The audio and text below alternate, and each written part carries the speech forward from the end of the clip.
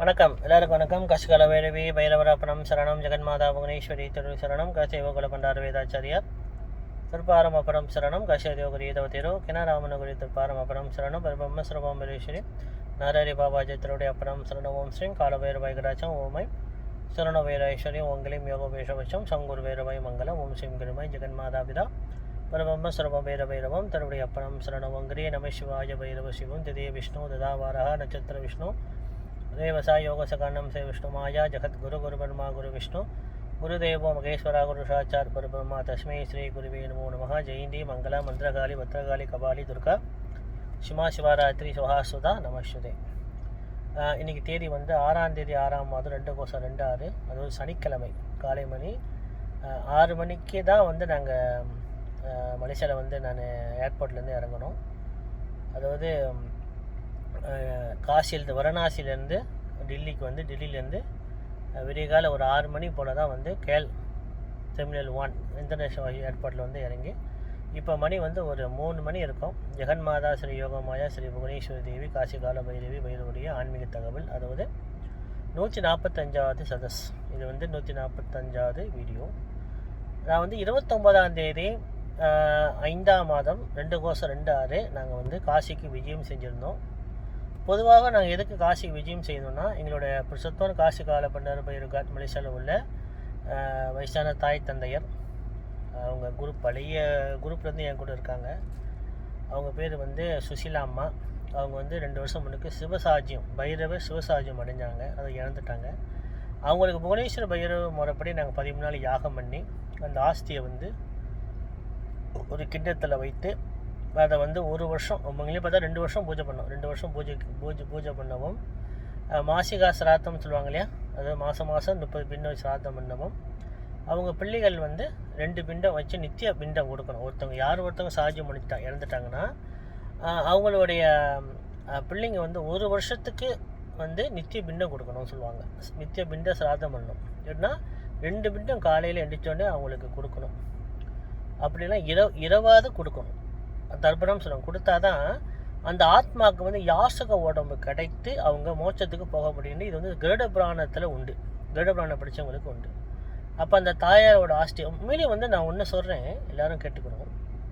இந்த ஆஸ்தி என்பது வந்து சாம்பல் இல்லை, அக்னியில் இடப்பட்டு அந்த பிண்ட பிரசாதம், அதாவது இந்த பிரேயத்துக்கு பேர் பிண்ட பிரசாதம். அது வந்து மிகப்பெரிய ஒரு ஓமம், யாக தர்மம். ரொம்ப முக்கியமான ஒரு ஓமம்னா, ஒருத்தவங்க இறந்துட்டா அந்த பிரேயத்துக்கு நம்ம எப்படி மந்திரம் சொல்லி யாகம் பண்ணுறோமோ அது கண்டிப்பாக செய்யணும். மற்றவங்களுக்கு செய்யலாமோ இல்லையோ, அம்மா அப்பாவுக்கு குருக்கு கண்டிப்பாக செய்யணும். குரு வந்து ஜீவசமாதி பண்ணணும். ஆனால் அம்மா அப்பா கண்டிப்பாக நம்ம பிண்ட பிரசாதம் எரிப்பது வந்து ஒரு மிகப்பெரிய ஒரு யாக தர்மம். கண்டிப்பாக எல்லோரும் கடைப்பிடிக்கணும். அப்போ இந்த யாக தர்மத்தில் ஆஸ்தி என்பது வந்து அந்த சாம்பலை எல்லாம் ஆடுறாங்க இல்லை, அக்னியில் இடப்பட்ட அந்த பிண்ட பிரசாதம், அக்னியில் எரியப்படாத எலும்பு சொல்லப்பட பொருளுக்கு பேர் தான் ஆஸ்தி. ஆஸ்தி என்பது எல்லாரும் சாம்பல் நிற்கிறாங்க இல்லை, ஆஸ்தி என்பது வந்து அக்னியில் இடப்பட்டு சாம்பல் இல்லாத துருவத்தில் எலும்புகள் இருக்குது பார்த்தீங்களா, அதுக்கு பேர் தான் ஆஸ்தி. எலும்பை தான் எடுத்து ஒரு கிண்ணத்தில், அதுவும் ஜக்குன்னு சொல்லுவாங்க, மூடி வச்சு அது மாதிரி ஜக்கில் உள்ளுக்கு வைத்து அதை வந்து 1 வருஷமோ 2 வருஷமோ வெளியே பார்த்தா காலங்காலமாக வச்சு பூஜிக்கணும். அப்பா அம்மா சாம்பல் தான் குலதெய்வம், நம்மளுடைய குலதெய்வம். அது காலங்காலமாக பூஜிக்கணும். தலைமுறையாக அது ஒரு வீட்டில் ஒரு ரூமில் ஒரு மூத்த மகனோ கடைசி மகனோ இல்லை மூத்த பொம்பளை பிள்ளையோ கடைசி பொம்பளை பிள்ளையோ அது வீட்டில் வச்சு அது ஒரு இடத்துல பூஜிச்சு வருஷம் திலாயாகம் செய்யணும். அது எங்கே வேணால் செய்யலாம், அது ஒன்றும் பிரச்சனை இல்லை காசு இருந்தால் போய் ஆசைப்பட்டாலும் செய்யலாம், தவறு ஒன்றும் இல்லை. அப்போ அந்த ஆஸ்தி என்பது வந்து அக்னியில் இடப்படாத எரியப்படாத எலும்புக்கு பேர் தான் ஆஸ்தி. அதை எடுத்து வைத்து அவங்க 1 வருஷம் பூஜை பண்ண பின் இப்போ போன 29ஆம் தேதி 5ஆம் 2/26 தான் காசிக்கு எடுத்துகிட்டு போய் நாங்கள் வந்து அங்கே முறைப்படி யாகம் திலா யாகம் என்பது வந்து முன்னோர்கள் செய்கிற ஆத்மா சாந்தி பூஜைன்னு சொல்லுவாங்க. பிண்டெல்லாம் பிடித்து திலா யாகம் செய்யணும். செஞ்ச பின் பைரவ யாகம் பண்ணி அதன் பின் அந்த ஆஸ்தியை முதல் சிறந்த விதி காலகாலமாக வீட்டில் வச்சு பூஜிப்பது. 2வது சிறந்த விதி வந்து இந்த சீனவங்க நிர்வாணம்னு வச்சுருக்காங்களே, அந்த பாடம் பண்ணுறது, அதுக்கு ஒரு பெட்டி மாதிரி வாங்கி வைப்பது. 3வது தான் புனிதமான நதிகளில் வந்து மண் தோண்டி புதைப்பது. அதுக்கு பேர் பூமி தனகம். ஆஸ்தி வந்து தண்ணியில் கொட்டுறது இல்லை, அந்த பழக்கமே இல்லை, செய்யவும் கூடாது. அதுவும் கடலில் குறிப்பாக கொட்டவே உப்பு தண்ணியில் கொட்டவே கூடாது. ஏன்னா ஆஸ்தி வந்து ருத்ரா பஷ்பம் ஒரு எளிய முறையில் 2 வார்த்தையில் எழுதிட்டாங்க. பூஜிக்கப்பட வேண்டிய ஒரு பொருள், அதுக்கு பேர் ருத்ர பஷ்பம். அதை காலங்காலமாக வச்சு பூஜிக்கணும். ஆனால் வழக்கத்தில் சில குடும்பத்தில் அந்த பழக்கம் இப்போ இல்லை. ஏன்னா நடைமுறையில் இப்போ தான் ஆசிய கண்ட பெய்யின்றாங்க, இறந்துட்டா பெய்யின்றாங்க, சுடுகாடுனா பெய் இருக்கிற இடம்ன்றாங்க. அதனால் ஆசிய கஞ்சி எல்லாம் பயப்படுறாங்க. அதனால் அது வந்து குடும்ப வழக்கம்னு வச்சுருக்காங்க. ஆனால் முறைப்படி இந்த சாஸ்திரங்களை நல்லா படித்து, இந்த கருடபுரம் நல்லா படித்த குருமார்களுக்கோ நல்லா படித்த ஆன்மீகவாதிகளுக்கோ இந்த ஆஸ்தி எவ்வளோ ஒரு முக்கியம் சொல்லி ஒரு விவரம் தெரியும். ஆஸ்தி வந்து அசுத்தமான இடத்துல போய் படக்கூடாது. இப்போ ஆற்றுல கொட்டுறாங்க, தண்ணியில் கொட்டுறாங்க, அது எந்தெந்த அசுத்தமான இடத்துல போய் படுதோ அது குடும்பத்துக்கு ஆகாது, தோஷம். இது நாங்கள் ஆணித்தரமாக நான் சொல்கிறேன். இது கேளுங்க, கேட்காம போங்க, அது உங்கள் தர்மம். நான் இருக்குன்னு சொல்லிடுறேன். இந்த வேதங்கள் நம்ம வந்து படிப்பதே தாய் தந்தையர் இறந்த ஒரு பிண்ட பிரசாத யாகத்தை மந்திரங்கள் பூர்வமாக படித்து தந்திரக்கட்டையோ சமத்து குச்சிகளை வச்சு யாகம் பண்ணி அது எரிப்பதுக்கு பேர் ருத்ரபூமி செய்கிற மிகப்பெரிய ஒரு யாக தர்மம். சமண்டீகரண ஹோமம் சொல்லுவோம் அதுக்கு பேர். அதை முறைப்படி அந்த தாயாருக்கு செய்து 2 வருஷம் வைத்து தான் நாங்கள் இப்போ தான் காசிக்கு எடுத்து போய் அந்த வீடியோ அந்த ஃபோட்டோலாம் நீங்கள் ஃபேஸ்புக்லேயும் பார்க்கலாம். என்னோடய வந்து ஃபேஸ்புக்கு தான் பெஸ்ட்டு, அதில் தான் நான் போட்டிருக்கேன், எல்லாம் பாருங்கள். என்னோடய அந்த இப்போ ஃப்ரெண்ட்ஸ்லாம் வந்து நீங்கள் ஃபாலோவர்ஸ்லாம் நீங்கள் கண்டிப்பாக பாருங்கள், தெரிஞ்சுங்க. ஏதாவது எங்களோட முறை எப்படி நாங்கள் செய்கிறோம், எங்களோட முறையில் இதான் உண்மையான முறை, நாங்கள் அதை எடுத்து கடைப்பிடிக்கிறோம். நீங்களும் அதை வந்து நீங்கள் கொஞ்சம் கவனித்து நீங்கள் பார்க்கணும், தெரிஞ்சுக்கங்க. இது உண்மையான முறை ஒன்று உண்டு, இப்படி செய்வது உண்டுன்னு சொல்லி. ஏன்னா எல்லாரும் ஒரு அப்பா அம்மா கல்யாணம் பண்ணி அவங்களுக்கு குழந்தை பிறந்ததுன்னு சொன்னால் சந்தோஷமே தாய் தந்தருக்கு என்ன ஒரு சந்தோஷம்னா, இறைவா எங்களுக்கு ஒரு வாரிசு கொடுத்தீங்க, நாங்கள் இறந்த பின் இந்த வாரிசுங்களை நல்லா அடக்கம் செய்து நல்லா யாகம் பண்ணி எங்கள் ஆத்மாவுக்கு முத்தி கொடுப்பத வரைக்கும் அவங்க பரிகார தர்மம் செய்வாங்க. அதாவது தர்ப்பணம், சிராத்தம், திலாயாகம் செய்வாங்க. அந்த ஆஸ்தியை வச்சு பூஜை பண்ணுவாங்க. ஆஸ்தி வச்சு பூஜை பண்ண முடியாதுன்னா இந்த மாதிரி இடத்துல போய் பாடம் பண்ணுவாங்க. அதுவும் பண்ண முடியலன்னா வச்சு ஒரு முக்கியமான புனிதமான நதிகள் ஓரத்தில் அது பூமி தரங்க பண்ணுவாங்கன்ற ஒரு மிகப்பெரிய ஒரு சந்தோஷமான விஷயம்தான். ஒரு குழந்தை ஒரு தாய் தந்திருக்கு பிறந்தா அவங்களுக்கு முதல் எண்ணம் அதுதான். அதை வந்து அந்த குடும்பத்தாருங்க வந்து காசியில் போய் அவங்க தாயாருக்கு மிக சிறப்பான யாகமும் எங்களால் முடிஞ்ச வரை செய்தோம். யாருமே எந்த யாகமும் சிறப்பாக செய்ய முடியாது, முடிந்த வரைக்கும் செய்வது. இறைவன் என்ன வரப்பிரசாதம் கொடுக்குறாரோ, என்ன வசி கொடுக்குறாரோ செய்வது. ஏன்னா பார்க்கணும், இப்போ காசியில் வந்து இப்போ வந்து ரொம்ப ஒரு சூடான நேரம் தான். இப்போ வந்து சித்திரை மாதம் 4ஆம் மாதம் 15ஆம் தேதியிலேருந்து 6ஆம் மாதம் 15ஆம் தேதி வரைக்கும் ரொம்ப சூடான நேரம். இப்போ வந்து நான் வீடியோலாம் போட்டிருப்பேன். என்னாலே வந்து கொஞ்சம் நான் அடிக்கடி காசிக்கு போயிட்டு வரால நான் கொஞ்சம் எனக்கு தெரியும், நான் தாங்கிக்கிட்டேன். புதுசாக வர பிள்ளைங்களாம் கொஞ்சம் தடுமாறு தான் செய்வாங்க, ஆணுங்களும் பெண்களும் கண்டிப்பாக. ஏன்னா சரியான சூடாக இருக்கும் இந்த நேரம். ரொம்ப இதெல்லாம் தாண்டி தான் நாங்கள் வந்து பொருள் வாங்கி இது வாங்கி எடுத்து அதை வழி நடத்தி முறைப்படி யாகங்கள்லாம் நாங்கள் எங்களால் முடிஞ்சவரை அன்மன்காட் செய்தோம். அன்மன்காட் எப்பயுமே நாங்கள் செய்வது. அந்த ஆஸ்தி வந்து நாங்கள் எங்கே பூமி தரங்கம் பண்ணோன்னா, அந்த கங்கா நதி வந்து இப்போ தண்ணி இறங்கின நேரம், இப்போ தண்ணி வந்து இறங்கிடும். ஏன்னா இப்போ 4, 5, 6 தண்ணி இறங்கிடும். அதுக்கு பேர் கொஞ்சம் காற்றா இருக்கும். 8ஆம் மாதத்துக்கு பிறகு வெள்ளம் வரும். அப்போ வெள்ளம் வரும்போது நம்ம பூமி தரங்கம் பண்ண முடியாது. இந்த நேரம் தண்ணி இறங்கின பிறகு கங்கா நதி வந்து நடுவில் பார்த்தா மணல் நிறையா இருக்கும். அதில் வந்து நம்ம பூமி மண்ணை நோண்டி நம்ம அந்த மண் கலையத்தில் அந்த ஆஸ்தியை வைத்து அந்த மறுபடி மூடி அது பூமிகளுக்கு வைத்துனா அந்த மண்ணுக்கீழே அப்படியே இறங்கிடும். அது இறங்கிடும். ஆனால் எல்லோரும் வந்து இப்போ வந்து காசி நகரத்தை நீங்கள் பார்த்தீங்கன்னா அது வந்து நீங்களே நினைக்கலாம். அது வந்து காசி ஒரு நதியில் ஃபேரி போகுதுன்னா பார்த்துங்களேன், எவ்வளோ ஆழமான ஒரு நதி. ஆற்றுல ஃபேரி போய் பார்த்துருக்கிறீங்களா? பார்த்தது தானே. ஆனால் காசியோடைய நகரத்தில், வாரணாசி நகரத்தில் கங்கா நதி ஆறை நீங்கள் பார்த்தீங்கன்னா ஃபேரி ராத்திரியில் போகும். 7 மணிக்கு மேலே 2 ஃபேரி 3 ஃபேரி போகிறப்ப எவ்வளோ ஒரு ஆழமான ஒரு ஆறு. 2வது அது வந்து ஒரு கடல் மாதிரி அலை வரும். நீங்கள் அந்த போட்டில் நீங்கள் போனீங்கன்னா காசி இல்லை அந்த கங்கா நதி மேலே போட்டில் போனீங்கன்னா போட்டிங் சொல்லுவாங்க, எல்லா காட்டையும் போட்லேயே பார்த்துட்டு வர்றது. நடக்க முடியாதவங்க, அதாவது ஆசி காட்லேருந்து கடைசி காட் வரைக்கும் நீங்கள் பார்க்க முடியாது. 84 காட், மொதல் 108 காட் இருந்தது, இப்போ எல்லாம் குறைச்சி 84 காட்னா இருக்குது. இந்த 84 காட்டில் 2 காட்டிலாம் பிரேதம் இருக்கிறாங்க, பிண்ட பிரசாதம் இருக்கிறாங்க, ஹோமம் பண்ணுறாங்க. அதாவது மணிகர்ணிகா காட் 1, 2வது ஹரிச்சந்திரா காட். இந்த 2 காட்டில் தான் பிண்ட பிரசாத அதை வந்து இறைவன் அந்த அந்த காசி கால பைரவர் அனுமதியோடைய ஹரிச்சந்திர பகவான் வம்சம் அந்த பிண்ட பிரசாதத்தை அங்கே அக்னி தனகம் பண்ணுறாங்க, அதாவது ஹோமம் பண்ணுறாங்க. அதுதான் வந்து எரிப்பது அதாவது பிரேதம் எரிப்பது. நீங்கள் பார்த்தீங்கன்னா காசி நகரத்தில் வந்து பிரேதம் எரிக்கும்போது ஒரு வாடை வராது.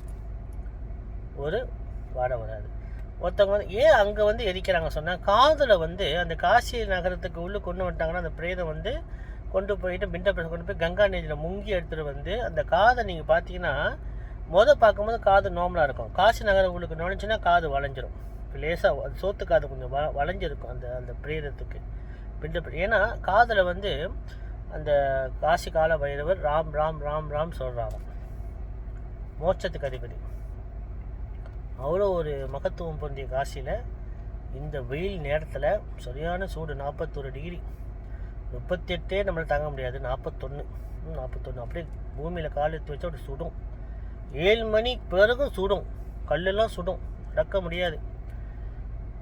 அப்படிப்பட்ட ஒரு நேரத்துலேயும் நாங்கள் போயிட்டு எங்களால் முடிந்த வரையும் நாங்கள் இதெல்லாம் நீங்கள் அந்த வீடியோ அதெல்லாம் நீங்கள் பார்க்கலாம். அந்த ஃபேஸ்புக்கில் நான் போட்டுக்க, நீங்கள் அதெல்லாம் நீங்கள் கவனிங்க. ஏன்னா காசியில் மட்டுமே கங்கா நதி ஓடுறால அது வந்து வாரணாசி நினைக்காதீங்க. மலேசியாவில் உள்ள அனைத்து ருத்ரபூமியான சுடுகாடமும், இந்தியாவில் உள்ள எல்லா மண்ணில் உள்ள சுடுகாடமும், பூமியில் உள்ள எல்லா மண்ணில் உள்ள சுடுகாடமும் காசி மாநகரம் மாதிரி ருத்ரபூமி தான்.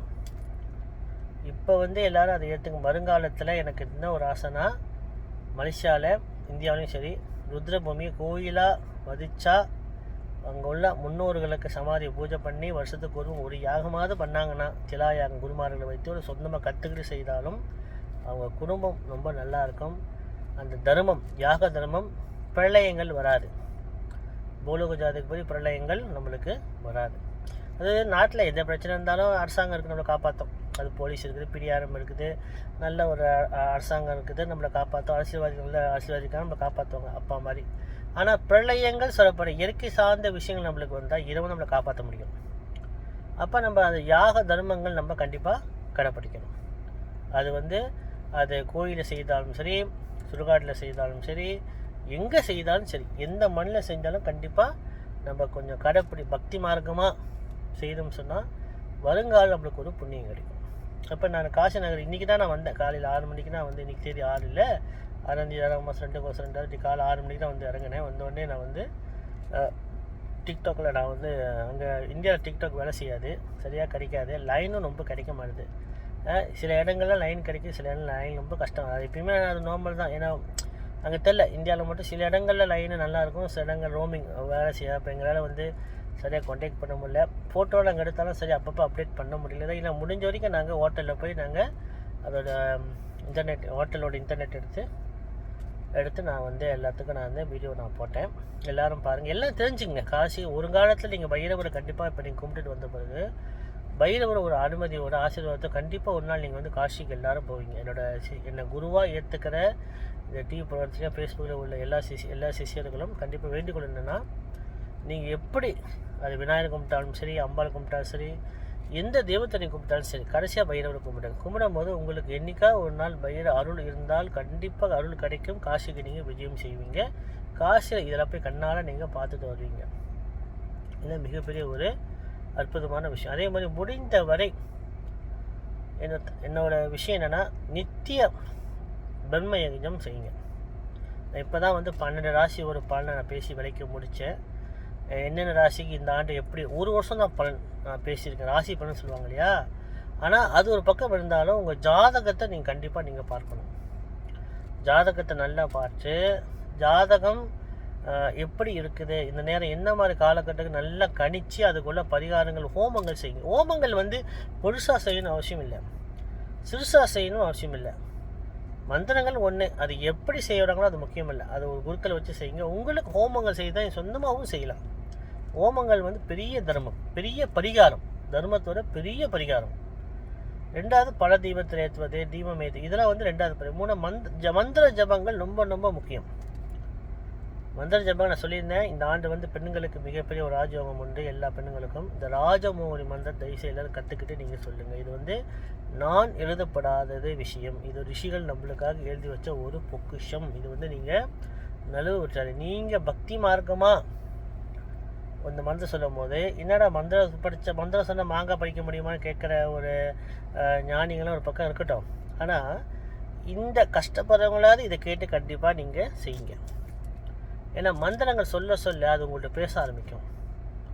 ஏன்னா ஒருத்தவங்களை எப்படி நம்ம ஏமாத்துறோன்னா, அவங்கள அறியாமைய வரைக்கும் தான் நம்மளை அவங்கள அதை புரிஞ்சுக்கிட்டாங்கன்னா, செயல்பட்டாங்கன்னா அவங்கள ஏமாற்ற முடியாது. நீங்கள் வந்து மந்திர ஜபம் பண்ணி நல்ல பலன் பார்த்துட்டிங்கன்னா உங்களை யாரும் ஏமாற்ற முடியாது. இப்போ நான் பேசும்போதே உங்களுக்கு தெரியும், நான் போய் சொல்கிறேன், உண்மை சொல்கிறேன். நான் பூலோக ஜாதகத்தில் என்னென்ன பாதிப்புன்னு ஆரம்பம் சொல்லிட்டு எல்லாம் நடந்துக்கு தானே வருது, கரெக்டாக? அப்போ அந்த என்ன நடக்குதோ அதுக்குள்ளே பரிகாரத்தை தான் நான் சொல்கிறேன்.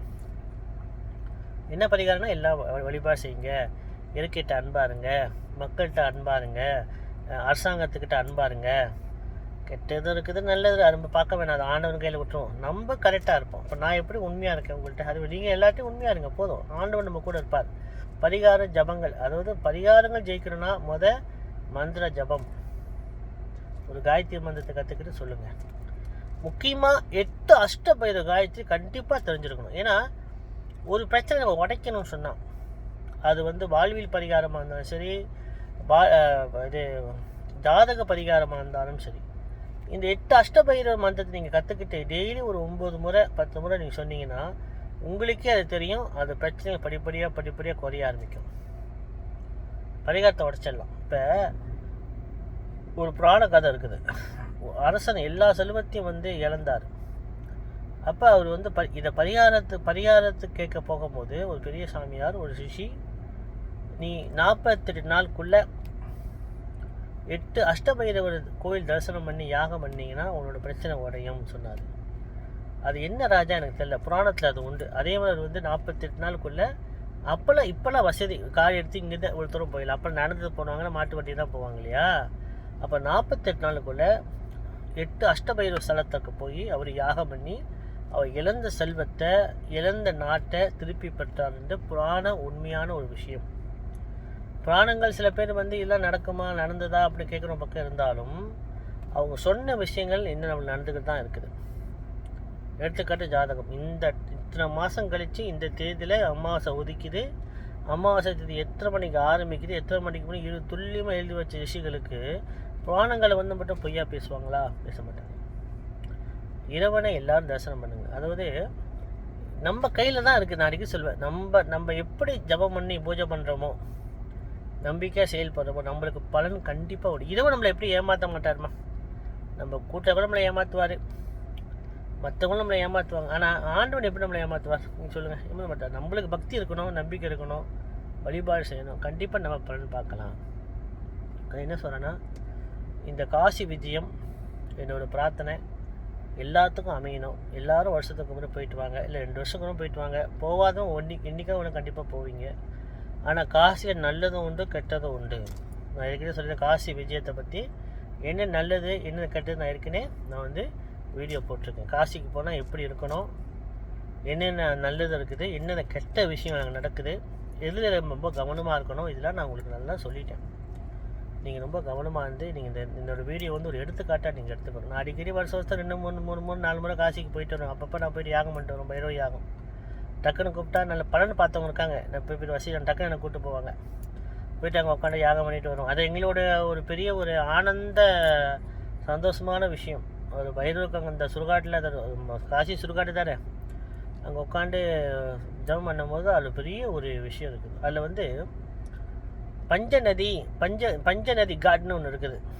அதாவது காசியில் வந்து வரண நதி, ஆசி நதி ரெண்டும் ஒன்றா சேர்ந்தால் வருணாசின்னு பேர் வச்சாங்க.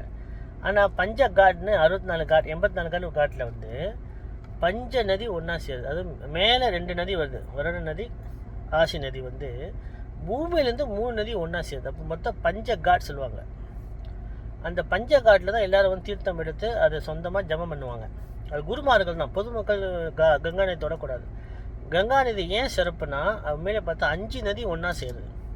நீங்கள் அங்கே போய் பார்த்தா தான் தெரியும். காசி நகரத்துக்கு போய் அந்த ஹனுமான் காட் அந்த மணிகர்ணிகா காட் தாண்டி வந்துட்டு இருந்தீங்கன்னா, அந்த நதி ஓட்டில் நடந்து வந்தீங்கன்னா பஞ்ச காட்னு வரும்.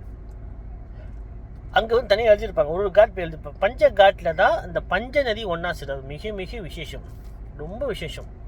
உலகத்தில் வாரணாசிக்கு ஏன் மகத்துவம் மாறுதுன்னா, அதுவும் நீங்கள் கேட்கலாம், இப்போ காசியில் போய் யாகம் பண்ண தான் படிக்குமா அப்படின்னு இல்லை. எங்கே செய்தாலும் யாகம் பலன் கண்டிப்பாக நடக்கும். காசியில் செய்தால் கொஞ்சம் சீக்கிரத்தில் நடக்கும், வைப்ரேஷன் கூட. மற்ற இடத்துல மலேசியாவில் வந்து மற்ற இடத்துல செஞ்சால் நடக்கும், கொஞ்சம் தாமதம் நடக்கும், அவ்வளோதான் வித்தியாசம். மற்றபடி எல்லாமே ஒன்று தான். எல்லா மண்ணும் இறைவனுக்கு சொந்தம், இறைவனோட மண் தான்.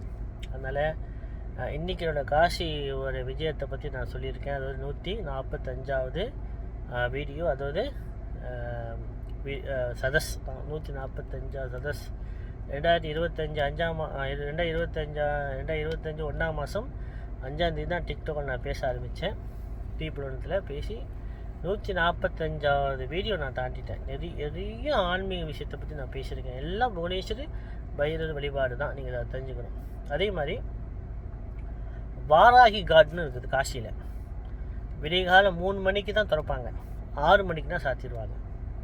இப்போ வாராகி தேவி கோயில் மட்டும்தான் விடிகாலையில் திறப்பாங்க. அது வந்து 2:30க்கெலாம் நீங்கள் போயிடணும். அந்த காட் ஹரிச்சந்திரா காட் தாண்டி மணிகர்ணிகா காட்டுக்கும் ஹரிச்சந்திரா காட்டுக்கும் நடுவில் வாராகி காட் இருக்குது. அந்த வாராகியை வந்து முகத்தை நீங்கள் பார்க்க விடவே மாட்டாங்க. ஒரே ஒரு குருக்கள் மட்டும்தான், அந்த வம்ச வழியாக வந்த குருக்கள் மட்டும்தான் கோயிலுக்கு போய் அந்த வாராகி அம்பாள் தேவி முகத்தோண்டி பார்ப்பாங்களே தவிர, மற்றவங்க அனைவரும் அவங்க திருவடி பாதத்தை மட்டும்தான் பார்க்க அனுமதி கொடுப்பாங்க. அதுவும் அந்த துவாரத்தில் திருவடி அந்த பாதத்தை பார்த்துட்டு வந்துடுவாங்க. அதுதான். ஏன்னா வாராகி தேவி வந்து கால பைரவர் அனுமதி உடை. கால பைரவர் வந்து உன்மத்த பைரவர் தான் வாராகி தேவியோட கணவர், அதுவும் யோனி. உன்மத்த பைரவருக்கு உறுதுணையும் உன்மத்த பைரவர் முழுக்க சக்தி வாராகி அம்பாள். அப்போ வாராகி அருளும் இருந்தால் மட்டுமே, கால பைரவர் அருளும் இருந்தால் மட்டுமே, கால பைரவர் அருள் 2 பேருமே அருள் இருந்தால் தான் காசி நகரத்துள்ளுக்கு நுழைய முடியுமா அப்படின்ட்டு சாஸ்திரம். இது உண்மையாகவும் உண்டு. என் அனுபவத்தை நான் பார்க்கும்போது உண்மையாக தான் தெரியுது. சில பேர் அப்படி பண்ணி சொல்கிறாங்க, அதை சொல்லிட்டு போகிறாங்க. ஆனால் நம்ம பக்தி மார்க்கமான ஒரு பக்கம் இருந்தாலும் அதை போய் ஆராய்ச்சி பண்ணால் தானே தெரியும். ஆராய்ச்சி பண்ணி பார்க்கும்போது தான் காசி நகரத்தை பற்றி ரொம்ப விவரங்கள் நம்மளுக்கு தெரிய வருது. ஒரு விஷயங்கள் அற்புதமாக நடக்குது. அதே மாதிரி கிணராமன் அகோரி பாபா கோயில் இருக்குது. அகோரிகளுக்கெல்லாம் அவர் தான் குரு. அதாவது கிணராமன் அவர் தான் அகோரி மார்க்கத்தில் குரு. அதாவது நரஹரி பாபா தான் குரு. அகோரி வந்து கிணராமன் அகோரி தான் குரு. அகோரி அவர் கோயிலுக்கு வருஷத்துக்கு ஒரு முறை அந்த கோயிலில் நரஹரி பாபாவோட அந்த எலும்புகள், அவர் ஜீவசமாதி அடைஞ்ச எலும்புகளை எடுத்து வைத்து அதை பூஜை பண்ணி யாகம் பண்ணி திருப்பியும் அவர் மூலஸ்தானத்தில் அவங்க எலும்பை கொண்டு போய் வச்சுருவாங்க. ஆனால் சயின்டிஸ்ட் அதை ஆராய்ச்சி பண்ணி பார்க்கும்போது எலும்புகள்லாம் வந்து ஓம் ஓம் ஓம்ன்ட்டு டிஎன்ஏ இருக்குது. இதெல்லாம் உண்மை. நீங்கள் அங்கே போய் பாருங்கள், ஆராய்ச்சி பண்ணி சொல்லி. அப்போ எவ்வளோ மகத்துவம் பொருந்திய சில விஷயங்கள்லாம் நடக்குது பாருங்கள். குருவோட ஆஸ்தியை, குருவோட எலும்பை வைத்து வருஷத்துக்கு முன்னாடி எல்லா அகோரிகளையும் யாகம் பண்ணி குருவோட சக்தியை நம்மளுக்கு நிலைச்சி நிற்கணும்னு சொல்லி அந்த எலும்புகளை வைத்து திருப்பி கொண்டு போய் உணர்சார்த்த உள்ளிக்கே எலும்பு பாடம் பண்ணியிருக்காங்க. அப்போ எவ்வளோ ஒரு விஷயங்கள் காசியில் நம்மளுக்கு தெரியாத விஷயம். அதாவது நரஹரி பாபா கோயில், அகோரி மார்க்கத்தில் உள்ள அகோரி கோயில் தான் நரஹரி பாபா. இப்போ காசி விஜயத்துக்கு போனீங்க, கண்டிப்பாக அந்த கோயிலில் கண்டிப்பாக பார்த்துட்டு வாங்க. நீங்களே கேளுங்க, எங்கே இருக்குன்னு கேளுங்க. அவங்க கண்டிப்பாக அந்த டூர் காய் கூப்பிட்டு போவாங்க. நிறைய விஷயங்கள் இருக்குது. அதனால் அடுத்த வாட்டி நான் வந்து சில ஆன்மீக தகவல் சொன்னேன். காசிகால பைரவி, பைரவர் அப்பனம் சரணம், ஜெகன்மாதா புவனேஸ்வரி திருசனங்கிரி, நம சிவாய, பைரவ சிவம்.